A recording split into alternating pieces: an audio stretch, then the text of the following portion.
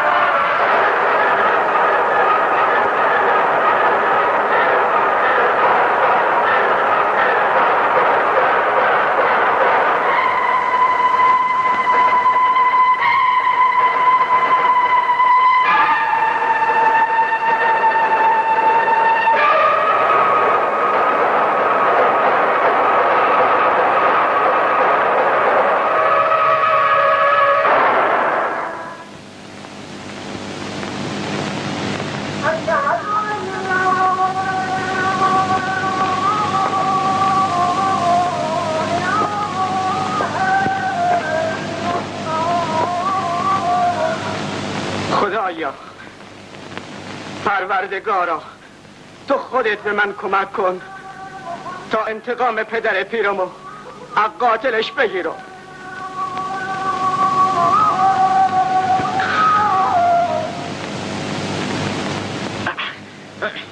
خدا ذلیل بکنه اونی که منو به این روز انداخت که اقلا نمیتونم برم قبر پیرتو ببینم.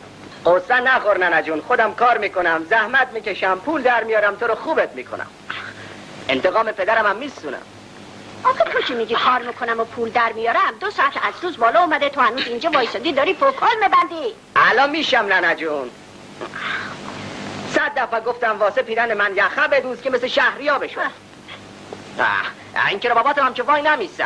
چرا بابات دیگه برگ کدوم درختی هست؟ برگ درخت دنی هست ننه جون، همون فوکالیا که تو میگی. بشو پیکاره پسر جون، این کارا رو بذار واسه شهریا که دلشون خوشه. بشو پسر جون، کله زوی حیدرخان میاد مرده و زنده یکی میکنه ها. غلط میکنه؟ خیالت که ما از ریخت بیغوارش میترسم؟ ما رفتم.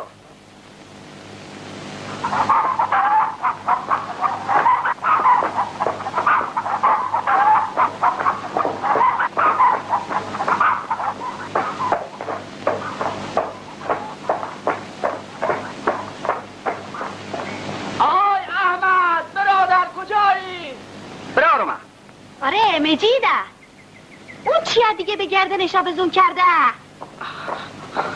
به به مریم جان، حال احوال؟ سلامت باشی. چرا افطار به گردنت بستی؟ افطار دنیه مریم جان.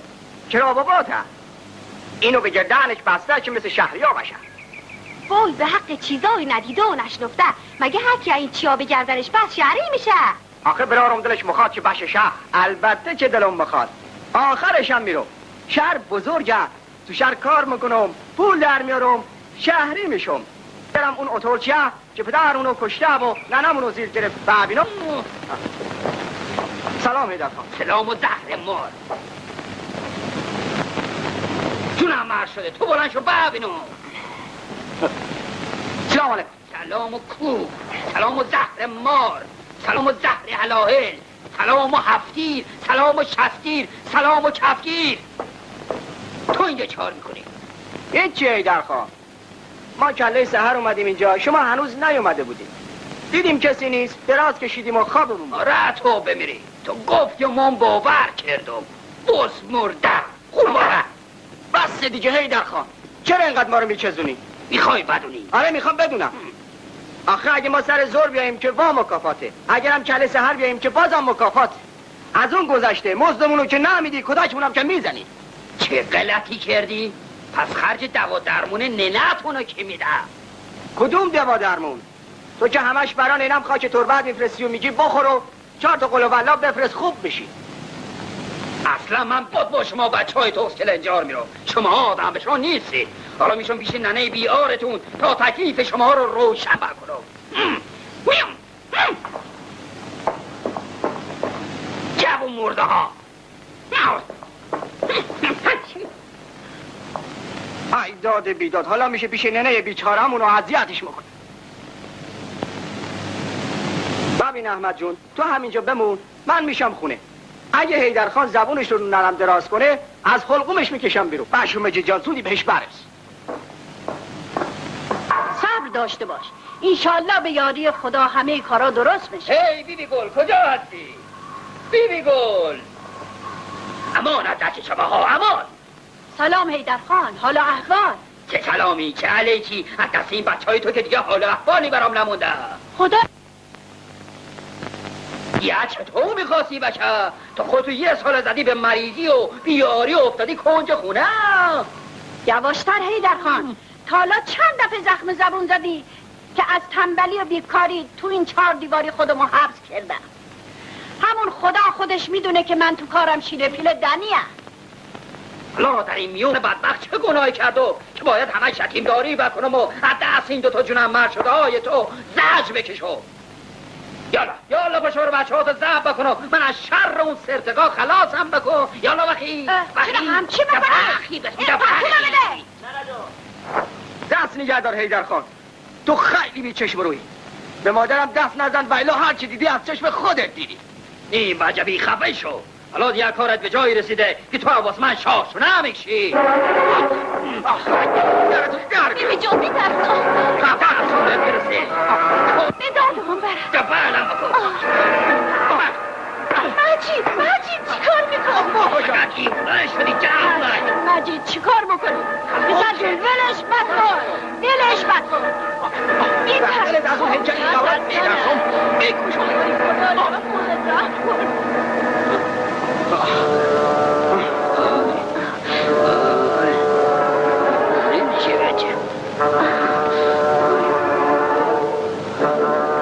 به این صورت ما چی کار کرد؟ حالا نشونت میدم نیم وجبی. الان میرم ژاندار میارم که دست و پاتو ببندن و بندازنت گوشه زندون. خیالت رسیده؟ آی آی آی بزمجه. چی کار کردی پسر جون؟ آخه مگه تو در خانه نمیشناسی؟ من تو که نمیتونیم با اون در بیفتی. رفت جاندارم بیاره. خدایا من از جاندار میترسم. نمیخوام بشم زندون. من باید فرار کنم بشم شهر. ما رفتم.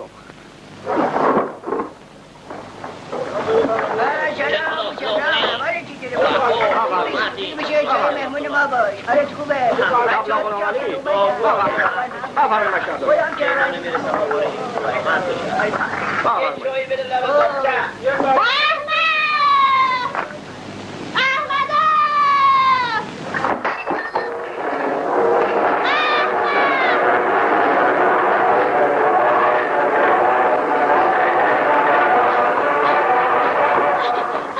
خبر شده مرجم؟ چه تا؟ چرا انقدر دست پاچه‌ای؟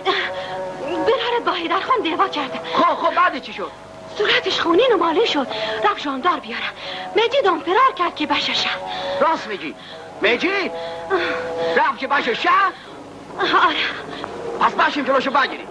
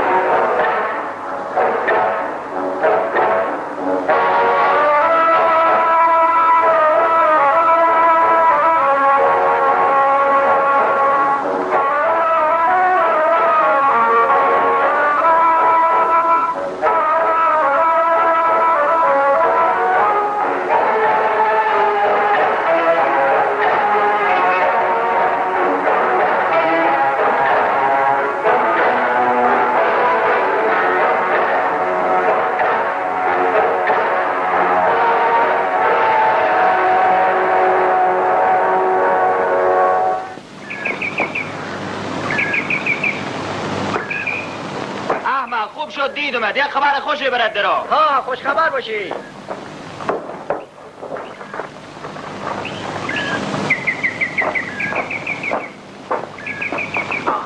از شهر برات نامه اومده. از برادم نامه اومده. بگی برو برای ننت بخون. جونو باشیم واسه این ننت بخون. باشیم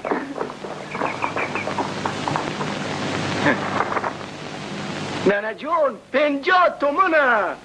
خدا عمرش هاده، خدا توفیقش هاده. احمد پسرم بخون ببینم چی نوشته. ننه جون عزیز و بهتر از جونم برار مهربونم و قربون میرم. بعد از عرض سلام اگه جویای احوال من باشی به حمدالله سلامتی برقراره. الهی شکر. بخون احمد جونم. ما از روزی که تو این شهر اومدم همش کار کردم تا این 50 تومنو برات فرستادم. ننه جون با 3 تومن هدیه. تو یک کافه شغل حسابداری گیرم آمده. صاحب کافه گفته به زودی ترقی میکنم و شاید یه روزی مدیر کافه بشم.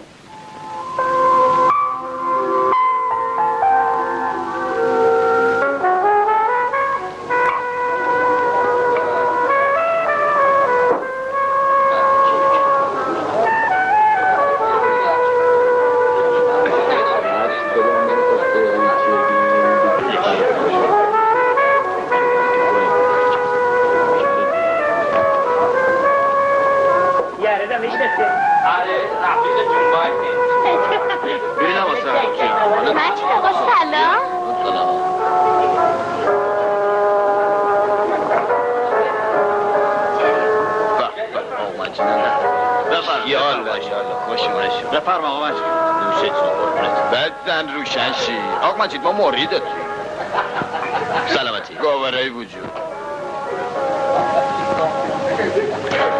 خب آقا مجید بالاخره ما کی بازگیر میارد شما دیبا خانمو بخوریم؟ زیاد عجله نکن بالاخره یه روزی میرسه. شد یه چیزی. میخورم به سلامتی و توزی. قربونش. حلال زده بود. بچه بایسته من الان برمیگردم. اسلام دست شما. بفرم. چه پسره. سلام. سلام خانوم، همه خانوم ها امشب خیلی خوشگل شدی. اوه مجید، تو بازم شوخیت گرفته؟ خب حالا چطوری؟ مرسی خوبم. برو لباس تو عوض کن، کم که میرسه. برو جون، برو. باش. دستمو ول کن. ول نکنم چطور میشه؟ اون وقت اذیتت میکنم. سخت نگی جونه. شما اشتباه میکنی. من از اوناش نیستم آقایی. هر کس که تو کافه اومد دلیل نمیشه که اون یه زن فاسد و هر جایی باشه. بشین بابا، ما گوشونه حرفا پرت تو نمیری. بگی بشین. خفه شو. ولم کن. چه زنیه. والله میدونستم چیکار. بچه شما بشینین، کارتون نباشه. من خودم حسابشونو میرسم. حالا دیگه میزنی؟ چه خبره؟ دست بکش آقا. خیلی گردن کلفتی؟ همچی میگم. امتحانش مجانیه. کاری نداره امتحان میکنم. با چی میزنی؟ گله بری. بابا چی میزنی؟ گله بینم. نه لوتیا. برین گمشی. دیگه این طرفا پیداتون نشا. برین گمشی. اینا کی بودن؟ چه خبر شده؟ چیزی نیست قربان. از این اتفاقا هر شب تو کافه میافته. تو مرد لایقی هستی. متشکرم. ببین پسر، دیگه اینجور آدما رو تو کافه را نده. چشم قربان. بفرمایید. مثل اینکه وضع کاباره خیلی رو به راه شده. تو مرد لایقی هستی. تا حالا سابقه نداشته کاباره من به این شلوغی بشه. اختیار داری منو چند. ببینم کسی منو نخواست؟ نه. قراره چند نفر بیان اینجا منو ببینن. بله. راهنماییشون میکنم.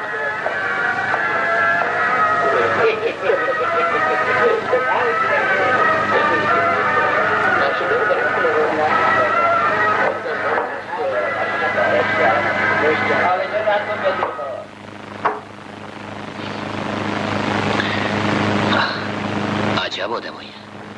بازم که تو فکری زیبا. من دیگه از این زندگی خسته شدم. از این مردمی که منو به چشم یه زن هرزه یا بهتر بگم یه زن فاسد نگاه میکنن دیگه خسته شدم. این حرفو چیه داری میزنی زیبا؟ کی جرأت میکنه به تو اینطور نگاه کنه؟ کی؟ همین مردمی که تو این کاباره با دوتا چشماشون میخوان آدمو بخورن. همین مردمی که تا نیمه های شب مست و بیخبر اینجا جمع میشن و از من انتظار دلربایی و هرزگی دارن. نه من دیگه نمیتونم. من دیگه خسته شدم. زیبا گریه نکن. گریه نکن زیبا. میدونم به تو چی میگذره. بالاخره اینطور نمیمونه. هر دوی ما از این زندگی نجات پیدا میکنیم. آره تو هم باید مثل زنای دیگه مادر بشی. یه مادر خوب و مهربون. همونطور که قبلا بهت گفتم اگه بخوای چند روز دیگه برای همیشه میریم ده و زندگی. مجید عزیزم، من به تو احتیاج دارم. تو تنها امید من هستی. من همیشه به تو افتخار میکنم. بعد از این سعی میکنم برای تو یک همسر فداکار و مهربونی باشم. زیبا خوشبختی تو آرزوی منه. متشکرم مجید. میریم یه جایی که جز دلهای پاک چیز دیگه‌ای وجود نداشته باشه.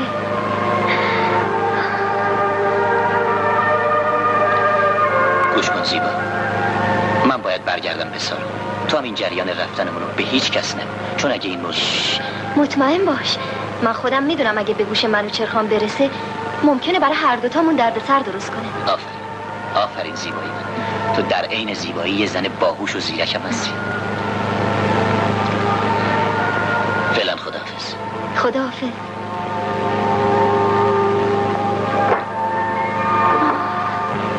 چقدر خوشحالم.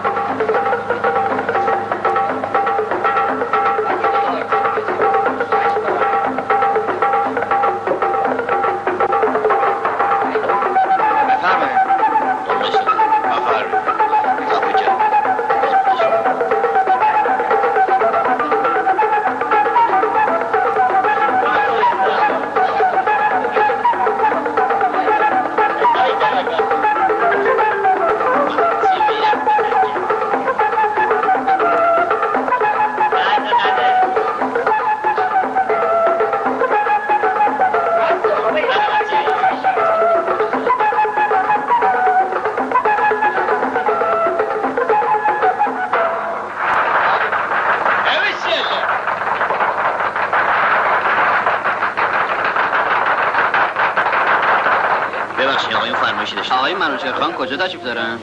بفرمایید اینجا. از این طرف تو دفترشون هست. بفرمایید. بفرمایید. یا به جا بیار برام.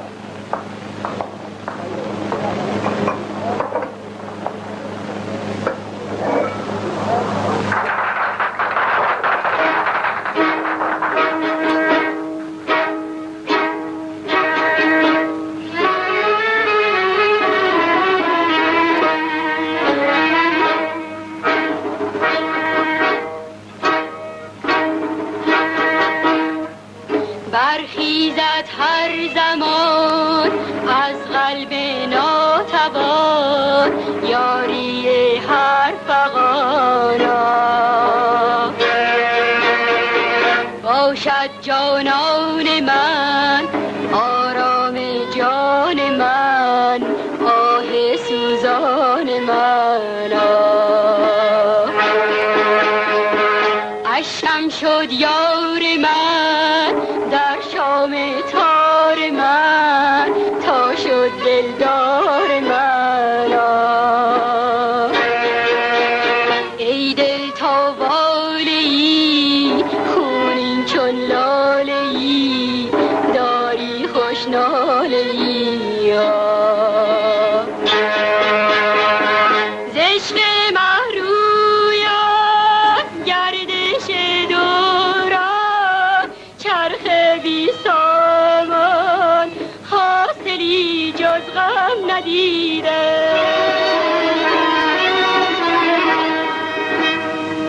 در جهان گشتم تا دلی جویم خرم و شادان آن هم ندیدم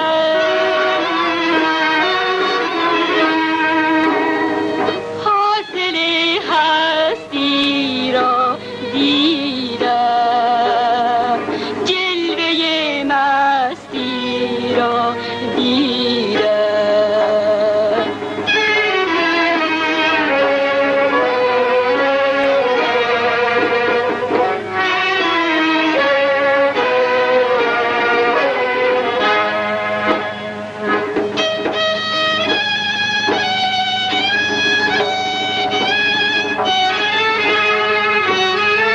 من که هستم بی سامانی جان پاکی بی جانانی شاخ بی باری لرزانی درد عشقی بی درمانی درد عشقی بی درمانی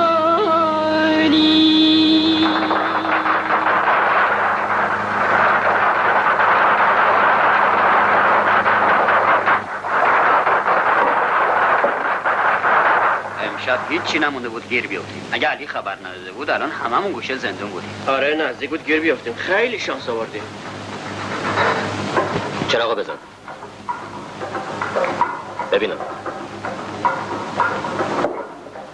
بشینی.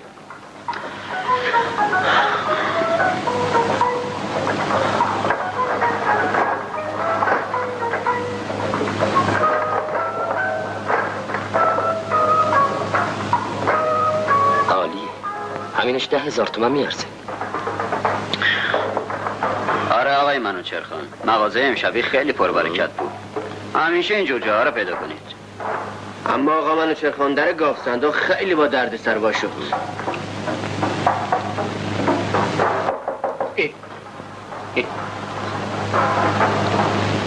کی ممکنه باشه؟ نمیدونم قربان. حرف دهن تو بفهم. بی خود خودتو به کوچه علی چپ نزن. همه خورده فرمایشاتونو از پشت در شنفتن. اینجا به جواهرم فراموش کردی قایم کنی. خب حالا چی میگی؟ حتی سکوت میخوایی؟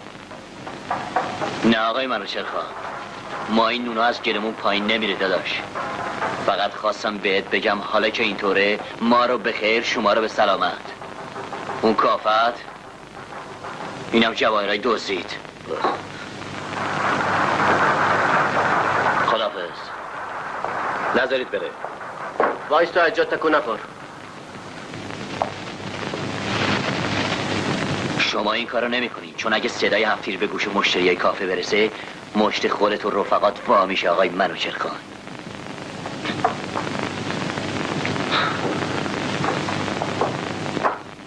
یالا.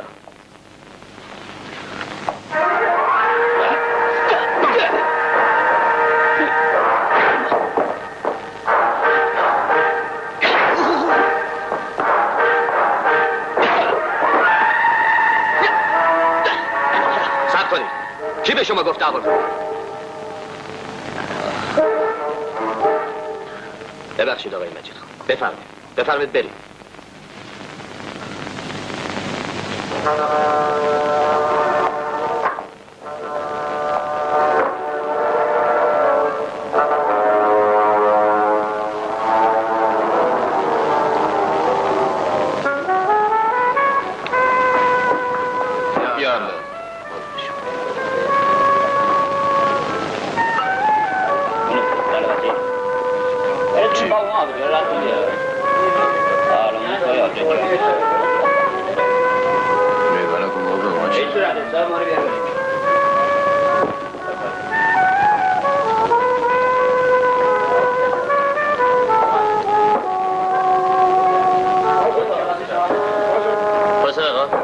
بفرمایید. اینو بده به زیبا. چشم آقا. خب بچه‌ها نمیریم؟ چیه؟ چی شده آقا مجید؟ هیچی بریم بعدا بهتون میگم. یلا.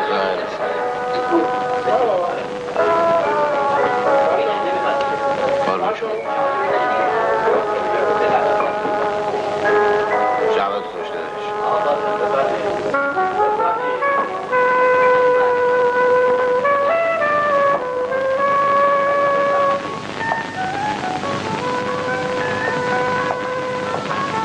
حالت چطوره قرار؟ عیبی نره آقا مجید. بی خیالش باش. فکرش هم نکن. بیا سوالشو برسونمت خونه. آقا مجید بفرما بریم خونه ما. آره. نه جون. من میخوام یکم پیاده برم هوا بخورم. از اون گذشته خودت میدونی که خونه ما همین نزدیک. آباد باشه. شما بفرما خواهش میکنم. اجازه بدی ما برسونیم. نه بچه‌ها اصرار نکنید. میخوام یکم راه برم. هر طور مال شماست آقا مجید. یا علی مال تو. قربون شما. شب بخیر. کجا محمودی بریم. خداحافظ. خداحافظ.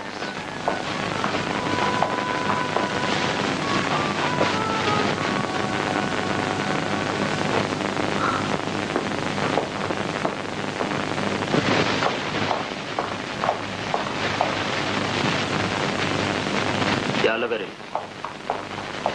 زیبای عزیز، من امشب در این کاباره پی به یک اسرار ناپسندی بردم. معلوم شد منوچهر خان صاحب کاباره مرد مرموز و رئیس باند قاچاقچیان است. روی این اصل از شغل خود استعفا کردم و همین حالا به منزل میروم. تو امشب به کار خود ادامه بده تا فردا صبح هر دوی ما برای همیشه از این شهر برویم و زندگی سعادتمندی را آغاز کنیم. کسی که همیشه تو را میپرستد. مجید.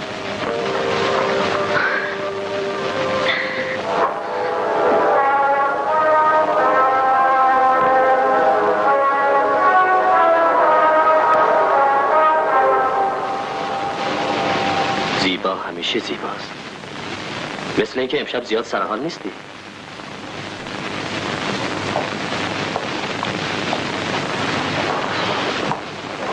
چیه؟ چرا گریه کردی؟ چرا ناراحتی؟ اون کاغذ چیه؟ چرا قایمش میکنی؟ چیزی نیست. چیزی نبود. تو دیگه به ما کلک نزن زیبا خانم. زود باش بده به من. باور کن چیزی نیست. بدش به من. تو هم میخوای به ما نارو بزنی؟ آقا مجیدت به خیال خودش سر ما رو کلا گذاشته ولی دیگه نمیدونه با کی طرفه. بله. از صندوق کاباره 20,000. تو از این ساعت به بعد به هیچ وجه حق نداری از کاباره خارج بشی. بله زیبا خانم. شما به عنوان گروگان اینقدر پیش من میمونی تا مجید مجبور بشه با پای خودش بیاد اینجا. برای چی؟ نه من اینجا نمیمونم. چی رو نمیمونم؟ تو میمونم. اگر بخوای درد سر بر من درست کنی میکشم.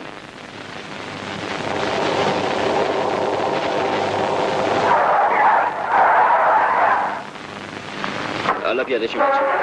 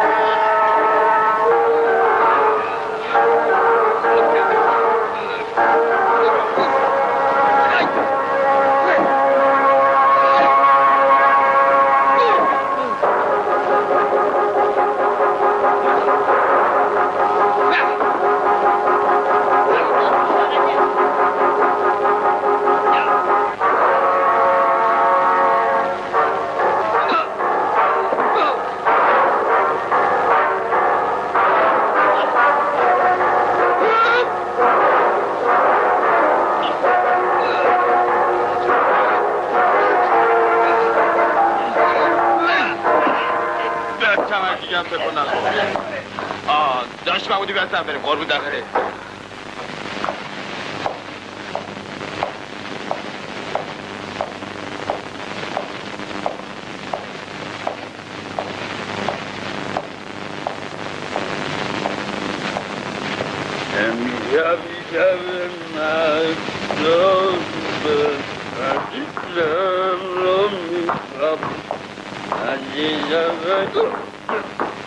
معذرت ببخشید میخواد زیاد داره کمتر بخوری تا چشات ببینه ای با تو هم مگه کری معذرت میخوام ببخشید ده چی رو ببخشم همچین زدی که یک گلگیرم رفت آقا گفتم که معذرت میخوام ببخشید متوجه نشدم جونم از اون هیکل گندت خجالت نمیکشی که اینجوری تو خیابون را میری حیف این هیکل که از خاک بیرونه دنیا در رفت هیکل میخوای نگاش کن اینها داره چه مهارت چه جا بیاره نمیتونی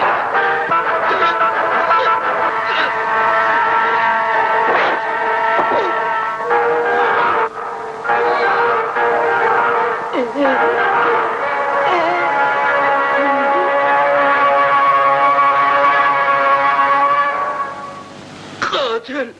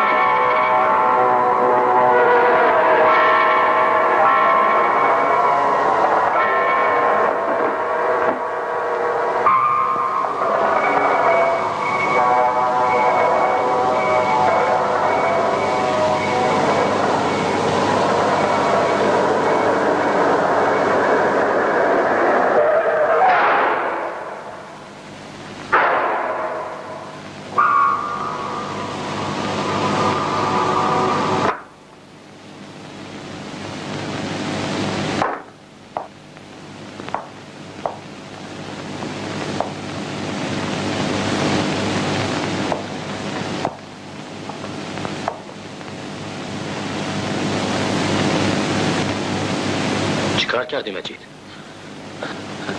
نمیدونم، تقصیر خودش بود. تو اونو کشتی؟ نه این غیر ممکنه. یا نگاش کن.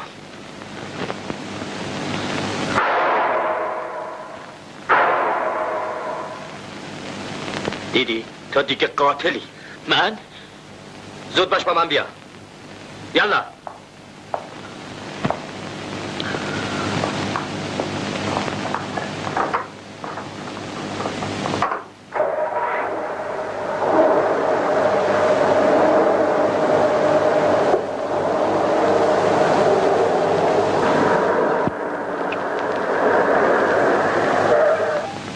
دیدی که آخر به کمک من احتیاج داری؟ اگه من نرسیده بودم میدونی تو الان کجا بودی؟ آره، یا تو راه کلانتری یا تو راه بازداشتگاه. خوب حرف زدی. ببین مجید، تو الان یه قاتلی و جز من کسی راز تو رو نمیدونه. من میتونم همین حاله یه پلیس خبر کنم و تو رو تحویل بدم، ولی این کارو نمیکنم.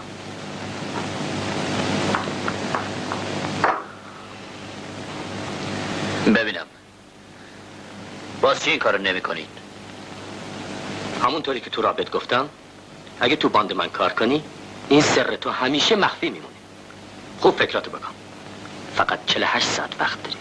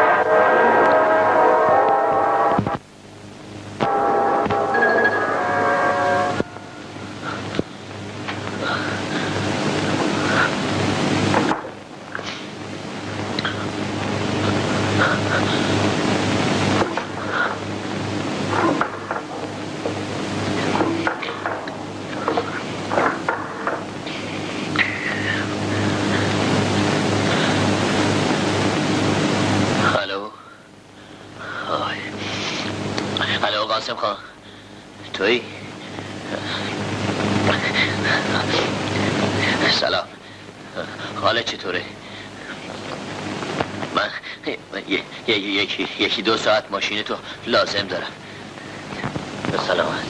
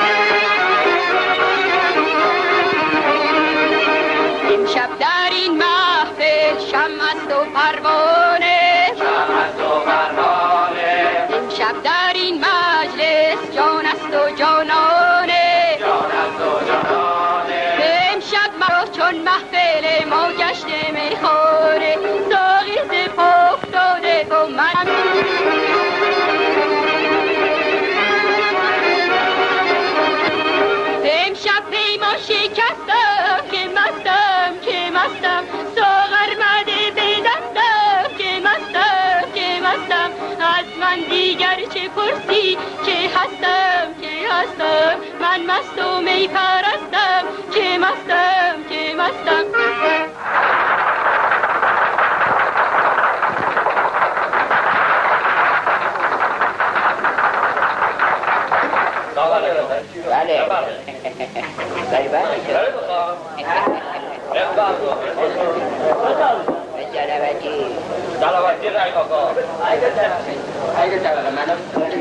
منوچرخان باید کار داره. من با منوچرخان کاری ندارم. میای یا جلو همه فریاد بزنم که تو یه قاتلی؟ دهنه تو ببند. بس یالا را بیو.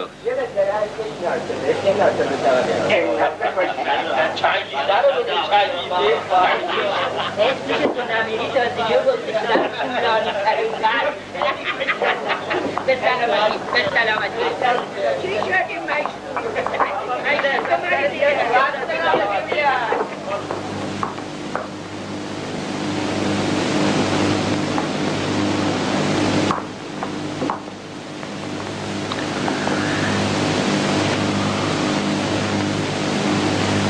یکم دیر شد نیست؟ معذرت میخوام بچه ها یه دقیقه ما رو تنها بذارید. چشم با اجازه بفرمایید.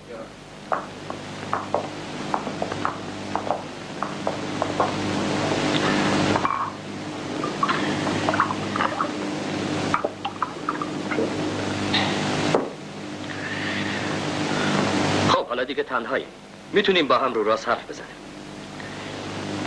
با من چی کار داری؟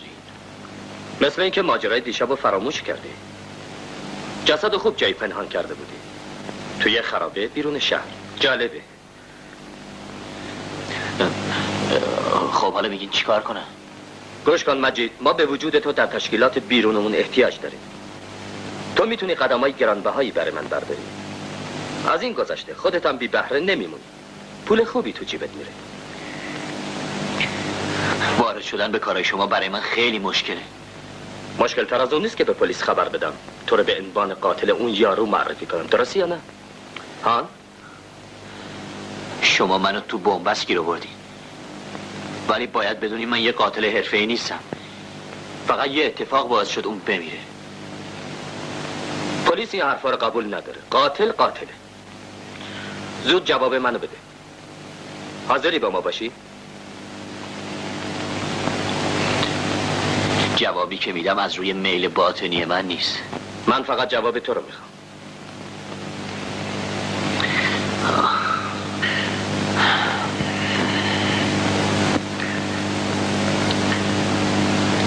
باشه، با شما هستم. آها، حالا شدی یه مرد حسابی. فقط اینو بدون تا وقتی که با ما صمیمانه کار کنی زندگی تأمینه. فردا اولین برنامه تو شروع میشه، ولی اگر بخوای به ما کلک بزنی جاد بالای چوبه داره.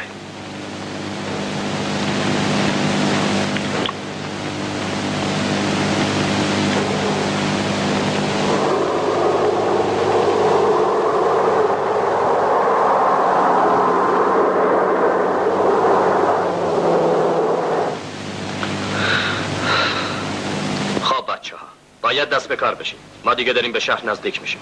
منو چرخان این کار خیلی خطرناکه. ممکنه برای باند گرون تموم بشه. میدونم این کار وظیفه مجیده. من آخه نداره. ما از هم جا میشیم 3 کیلومتر بالاتر به پاسگاه میرسیم. محتویات این ساک خیلی گرون قیمته. وظیفه تو اینه که این جنسا رو از پاسگاه بگذار. اون بسته به ابتکار و زرنگی خودت. ما 2-3 کیلومتر بالاتر از پاسگاه منتظرت میمونیم. مگه از بیراه نمیشه گذشت؟ نه تمام این اطراف و مامورین زیر نظر دارن. فقط یک وجود داره، اونم گذشتن از مقابل پاسگاهه. به امید موفقیت. گوش کن، اگه گیر افتادی اسمی از ما نباید ببری. مجازات کار ما قاچاقچی‌ها چند سال زندانه، ولی مجازات یک قاتل فقط مرگ. خداحافظ.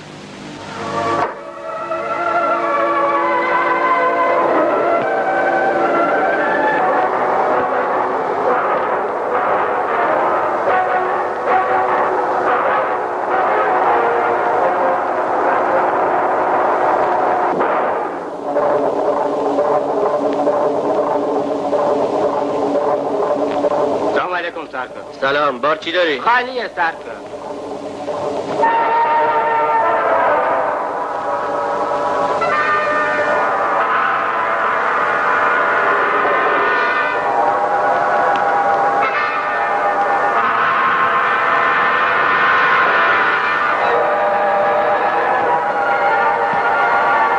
بفرمایید میتونید برید. یا علی، خدا نگهدار. خداحافظ.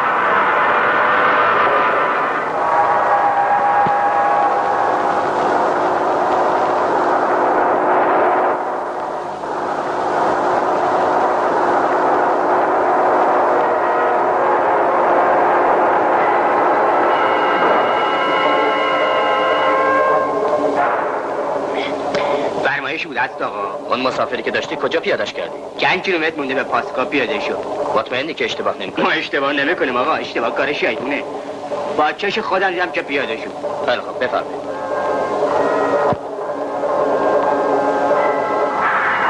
نگران نباشید آقایون. من اینجا. عجیبه.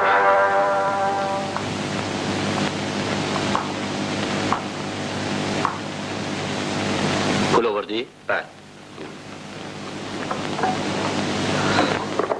این جنسا خیلی مرغوبه. همین امروز برات کردیم. قاطی نداره.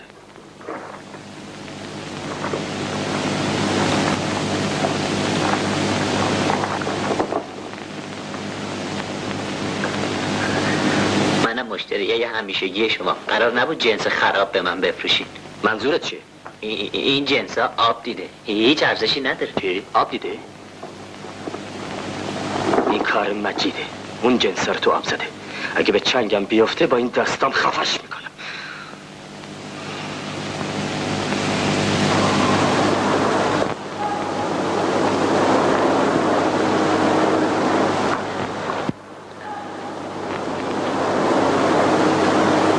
بیا از این طرف بریم. این طرف خلوت تره.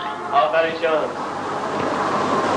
راستی تو این چند روزه خیلی قیافت گرفته است. چیزی شده؟ نه جونم، فقط در اثر خستگیه. نگران نباش، همه چی درست. شربت دیواری دهشه دیگه را جلال میده. خدایا چی میبینم؟ چیه مجید؟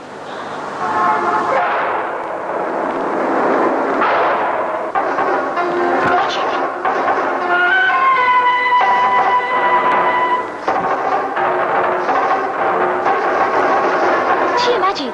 تو چی میبینی؟ فعلا جای این حرف. چیه مجید؟ تو چی میبینی؟ فعلا جای این حرفا نیست. بیا اون یارو رو تعقیبش کن.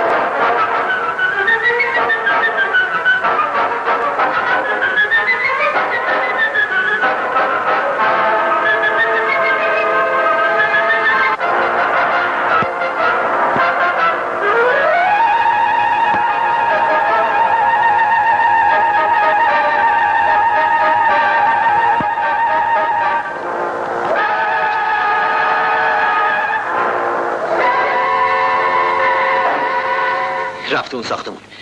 گوش کن زیبا، من میرم دنبالش. تو فوری میری به محمودی و قاسم خبر میدی که بیان اینجا. زود باش عجله. خیلی خوب.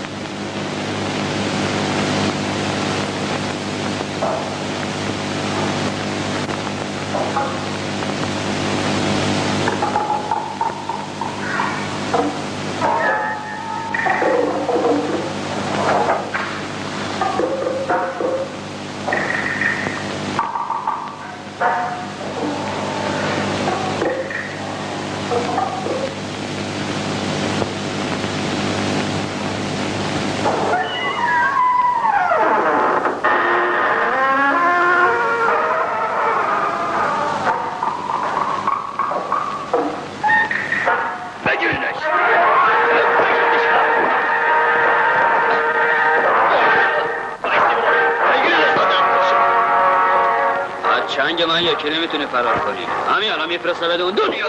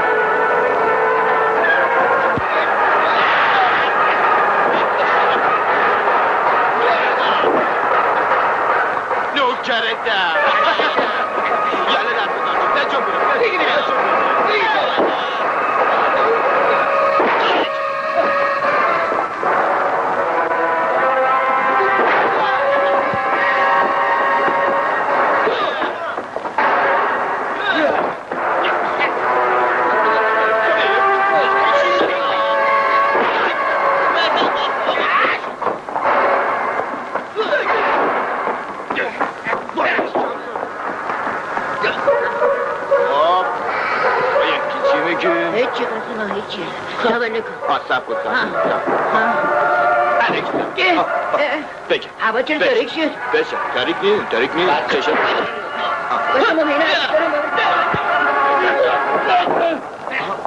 وای چرا همچین شدم؟ بگی که یه دیگه برو بینم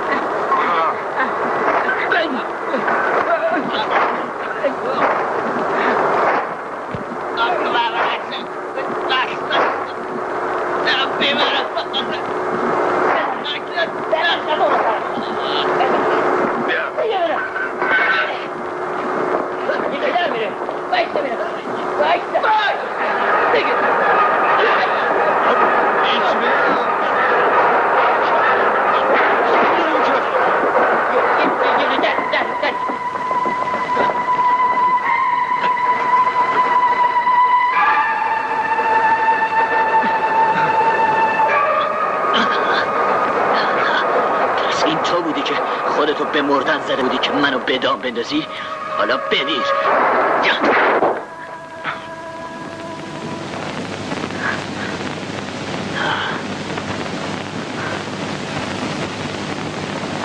ترسن رفتم داشت مجیدم داخل یارو رو آورد. بله همه فلنگو بستم. زودتر بریم یلا بریم.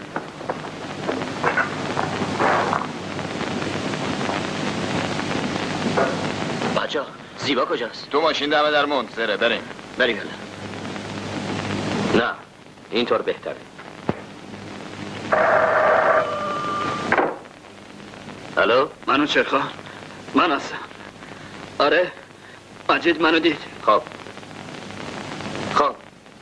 بیارزه چرا گذاشتی ببینته؟ تو تمام نقشای من خراب کردی. دست دیگه خفه شو احمق بیشور.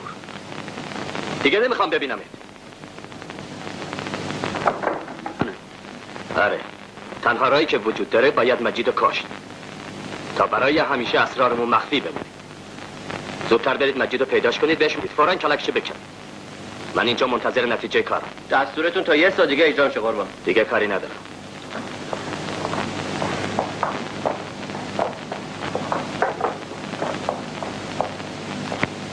قربان نگران نباشید این کارا رو تموم شده به حساب بیارید. دلم میخواد بهش رحم نکنیم.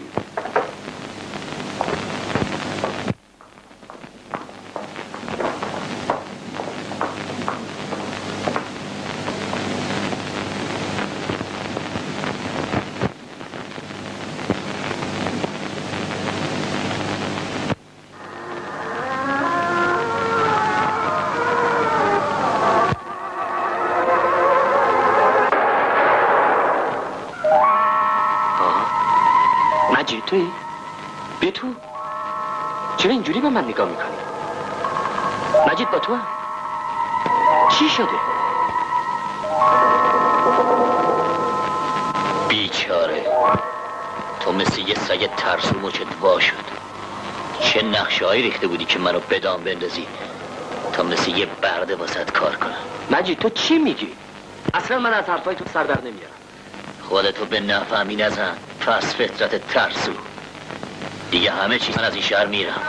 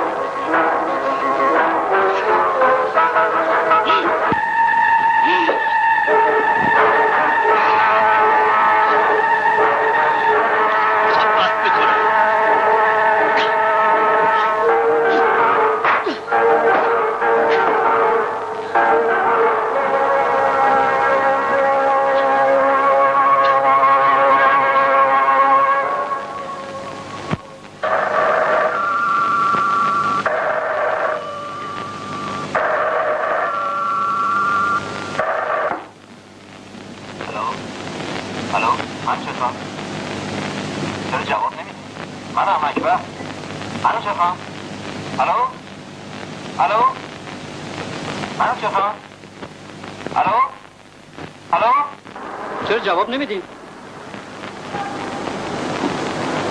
اصلا جواب نمیده. معلوم نیست چه اتفاقی افتاده. بچه بریم. آره بریم.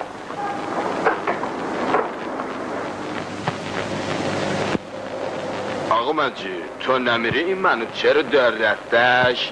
تو عمرشون یه همچین بلایی سرشون نیومده. حالا دیگه آدم خودشونو میشکاره. میدونن که با هر کسی نباید سر شد. آره دیگه. واسه ما نقشه بدی کشیده بودن ها. میخواستن کلکمونو بهجنن. ولی زود دستشونو خوندی. خب بچه ها گذشته. اگه شما هم موافقین بریم یه گوشه با صفایی خود استراحت کنیم. بعدم نگو. آی به چشم پل گفتی دیبا خانوم.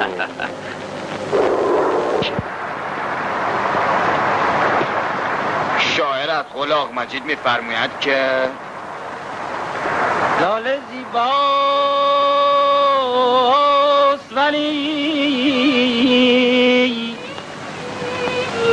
روی تو زور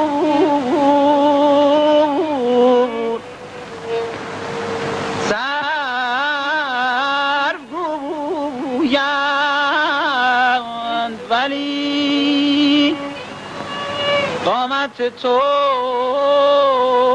بهتر از اون محبوب من اما چابکی شیوه آهوز ولی من دیدم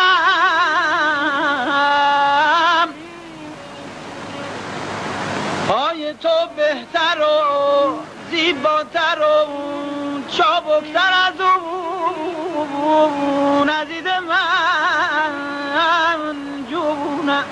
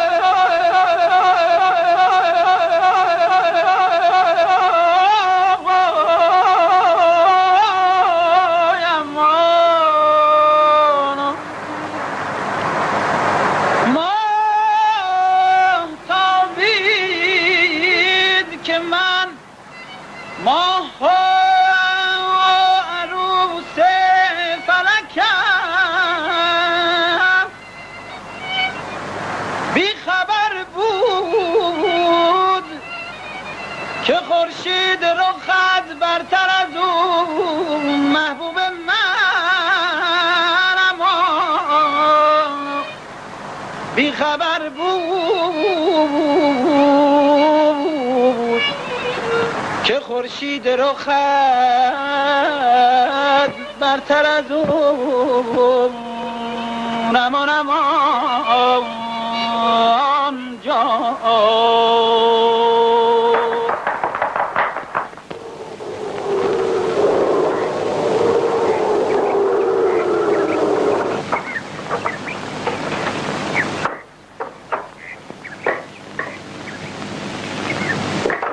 گرد خاکی شد گفت.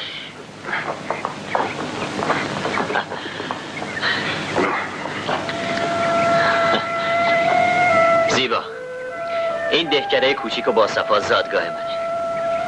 جایی که از این به بعد من و تو توش زندگی میکنیم. نمیدونی من چقدر خوشحالم مجید. خب بچه ها، به زمین ما خوش اومد. جمالت عشق آقا مجید. حالا بریم خونمون. بفرمایید. تو نمیری از جیبی خودت چی مجید؟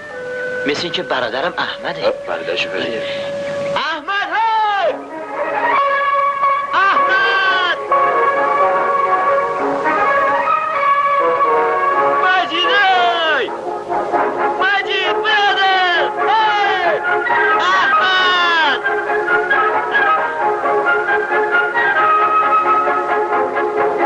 مجید!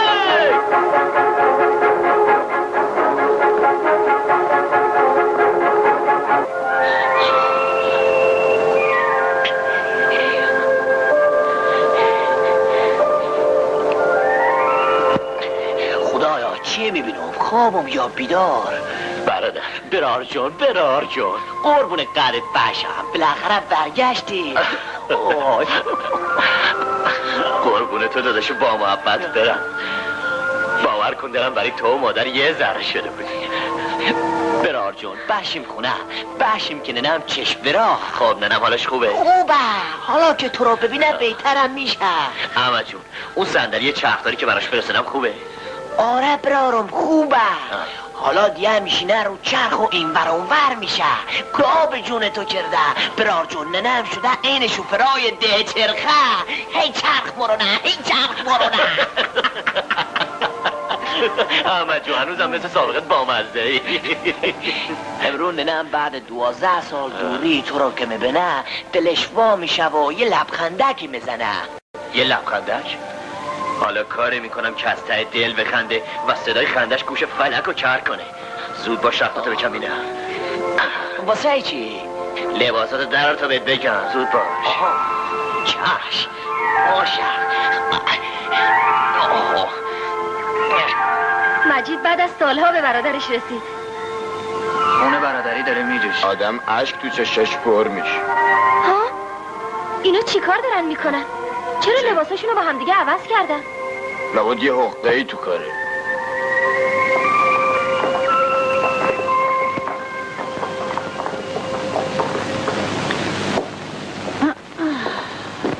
یه قلیونی واسه چخ کردم که خودت حذف کنی.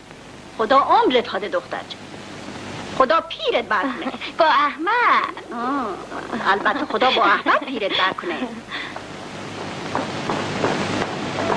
خدایا خودت وسیله فراهم کن من تا نمردم دست مریم و احمد تو دست هم بذارم. ای خدای مهربون، مجید منم به من برگرد. چه کنم دیگه طاقت ندارم، نمیتونم دوریشو ببینم. ای خدا.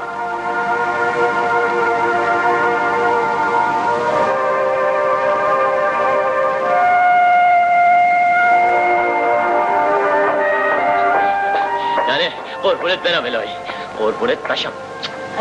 خوبه تو که بچه نیستی. منو چرا به چرا ماچ میکنی؟ باشو نامزد ماچ کن. احمد اومدی؟ امروز احمد یه جور دیایی شده، عوض تو منو 7-8 تا ماچ کرده. پسر جون باشه نامزد تو ماچ کن، تو که خیلی آتیشی بودی. احمد جون منو ماچ کن که ننت خیال نکنه ما با هم کمبر شدیم.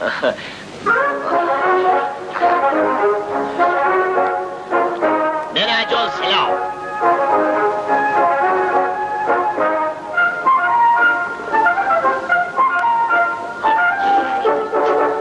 مجید پسرم تویی؟ خدایا چی دارم میبینم؟ پس اینا کیه؟ ما مدیر کافه‌ایم. جون یه چیه؟ خوشت نیومد؟ بازم عوضی گرفتی؟ مادر جون مجید منم، فقط لباسامونو با هم عوض کردیم. من خواستم شوخی بکنم مادر. مجید پسرم، خداوند دعای من مستجاب کرد و تو رو به من رسوند. آخ از خوشحالی دارم پر در میارم. مادر پس احمدیم تویی؟ آره مریم جان. پس میخواستی کی باشه؟ جون رجون اجازه بده برم نامزد و دوستامو بیارم بهت میکنم. چی؟ نامزد؟ آره مادر جون، الان میرم میارمش تو. خدایا 100,000 مرتبه شکر که بالاخره عروسی شهریمو میبینم. پس بیرانت هم نامزد داره؟ آره خیلی هم خوشگله، مثل یه نامزد داره؟ آره خیلی هم خوشگله. نباشه خواست آقا بفرمایید. زیبا این مادر منه. مادر جون این عروس تو زیبا. برو جلو. سلام علیکم. مادر جون از دیدنت خیلی خوشحالم. بفرم بچه ها. زیبا نامزد پسر عزیزم، قدمت رو چشام، خوش اومدی. مادر این چرخی که برات فرستادم خوبه دیگه؟ راحت هستی؟ خدا عمرت هاده پسرم، راحتم کردی. خب مادر این رفقای خوب منم بشناس. این قاسمه، برای بچه ها بهش میگن قاسم انترناش، از جاهلای با معرفته. خیلی مخلص. زنده باشی. اینم محمودی، یه پسر شجاع و خیلی خوبه.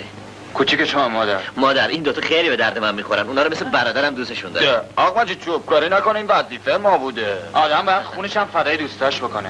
آقا مجید این لباسا شما پوشیدی، ما یکم تو رو با دایچت عوضی گرفتیم. اشکالی نداره، عوض میکنم. خب اینم نامزد برادرمه. زیبا باش آشنا شو. خیلی خوشحالم خانم. مریم بی زحمت تو چمدون برام یه لباس بیا. بیا مریم جان قربونت بشم. قدرتو بشم. خب برادر بچه مچم سفارش دادی یا نه؟ بچه مچه بریتی؟ بچه خودتو میگم دیگه. من نمیفهمم چه داری میگی برار جون؟ میخوام بگم که ایشالله من کی عمو میشم. چه میگی برار؟ آقا مجید ما هنوز عروسی نکردیم، نامزدیم. هنوز که هنوزه نامزدی؟ با تو که ما رو پاک خید کردی. ای ببری احمد، تو که اینقدر بی ارزه نبودی.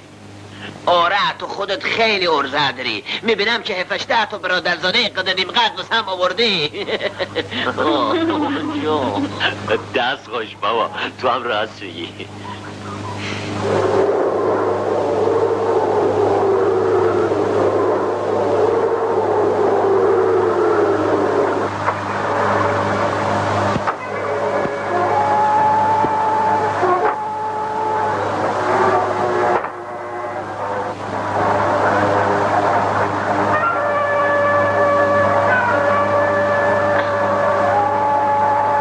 دیگه من اینجا اومده بودم در 12 سال پیش. یک زن و مرد دهاتیرم زیر گرفتم. بچه ها مثل اینکه این ماشین قاسم انترناشه. آره خودشه. یالا بچه ها اولین کاری که میکنیم باید خونه‌شو پیدا کنیم. آهای عمو سلام علیکم. اینجا ببینم. یالا سلام علیکم.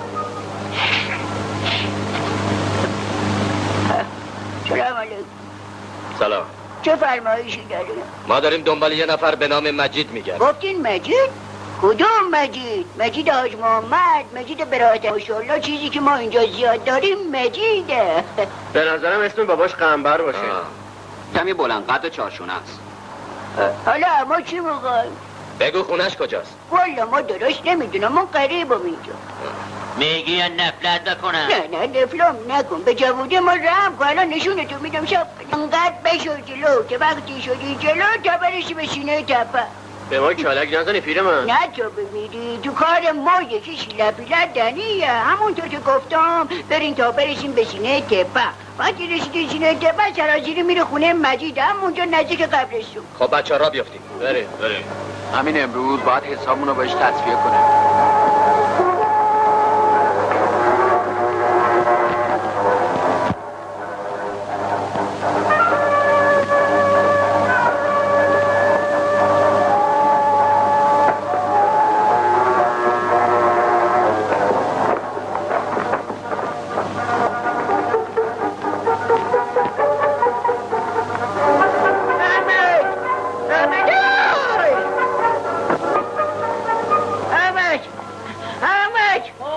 مادر جان بیا قربون اومدید برو بجلو بابا جان بیا کارت دارم بجلو چی اتقی؟ برادرت اومده آها اومده. خب چی شده؟ هیچی چند تا شهری آمده بودم برادرت مجید رو میخواستن گفتن اومدن باش تصفیه حساب بکنن.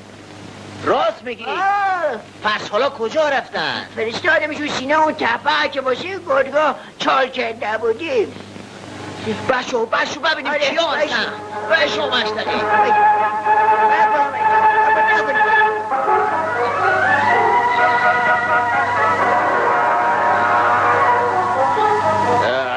پس این خونه لعنتی کجاست؟ از کجا معلومه که اون مرد دهاتی به ما کلک نزده باشه؟ نه بابا، این دهاتی ها خیلی آدم های ساده ای هستن، نمیتونن به ما که ختم روزگاریم حقه بزنن. فکر میکنی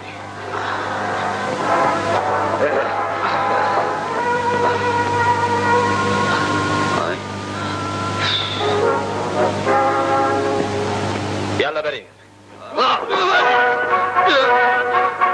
این دیگه چه کلکی؟ دستتو بردار.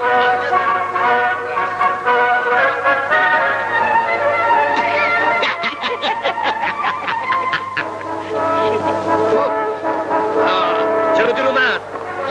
ببینی احمدی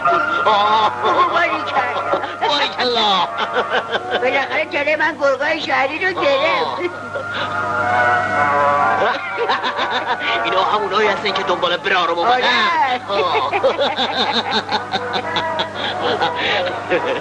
باش مشتقی باشی.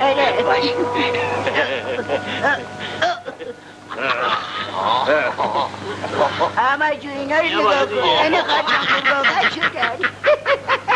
وای خدا. صحیح که اینطور آقای مجید خان ما رو تو چاله میندازی. وای مشتقی. پس فطرت خائن به خیالت میتونی از جنگ با فرار کنی؟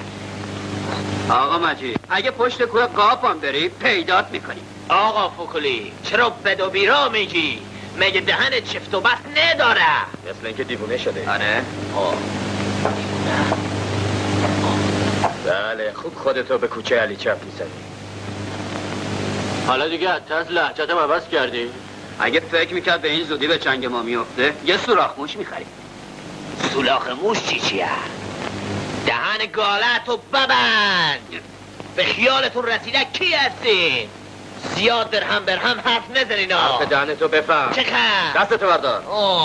لولوی سر خرمه نگاه قیافه های آسو پازشون برکن. آدم خندهش میگیره. اینو نگاه بکن چه دماغ گنده ای داره، مثل دماغ فیلم مونه. اینو نگاه بایی مثل دیو. اینو چه خوشگله. ای خدا خداوند چه مخلوقاتی داره. وای خدا وای خدا مردم از خوشی.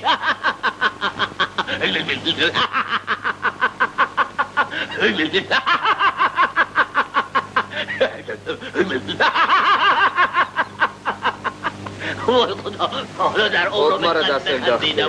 ناکس داره ما رو سیاه میکنه. بس دیگه خفه شو. خفت چه داباد داشتم حرف دهنتو بفهم.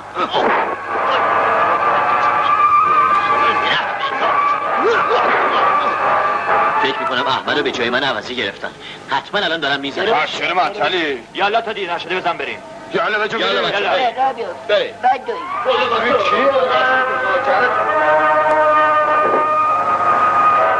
چه خبر شده؟ مجید کجا میشی؟ برگرد بیا ما بریم ببینیم چه خبر شده. بشین.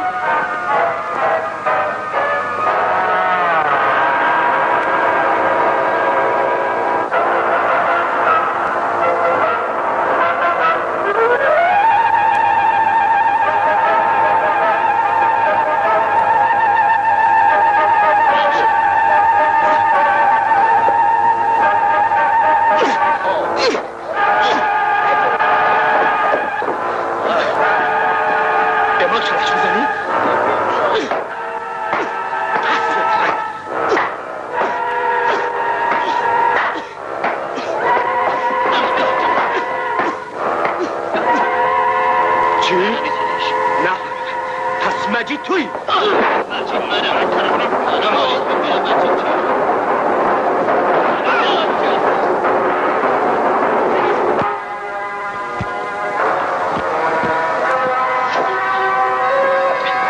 منو بزنین حالا بهشتون نشون میدم شیده هاتو بزنین این نامر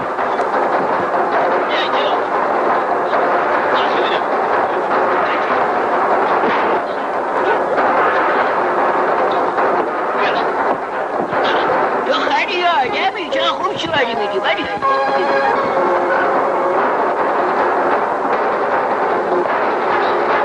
یا چرا صاحب بردن یا شما بندرم سر همین طرف من شما بکنم یالت سیاه باری کرده خوب کردن کلوفتی ها رابری کنم آمد سیاه کردن کلوفتی کلوفم کردنش کلوفتی خدا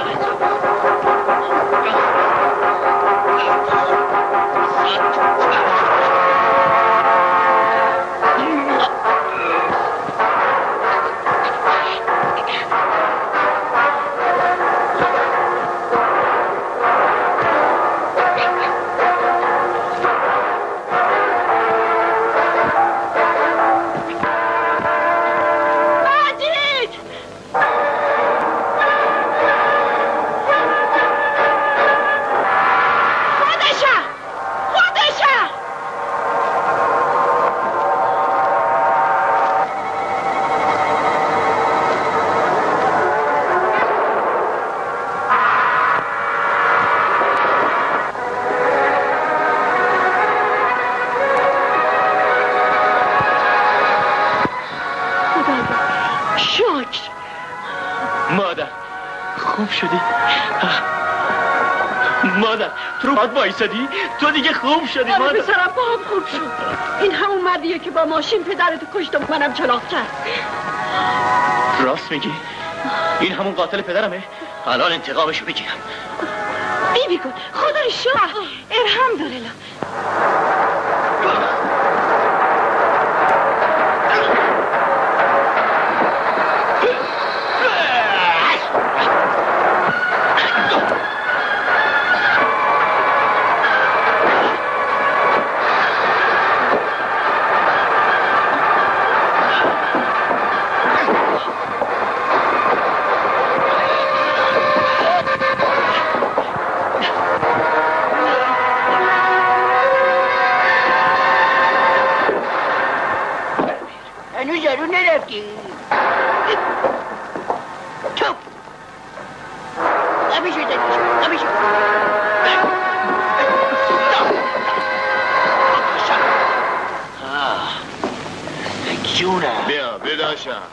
یه قطبی تو پیوندی آوردم تحویل بگیر دفعه آخر سجلشو پر کن قطبی تو چه سجون بودن تو نمیری بیا بریز رو هم تلنبارشون کن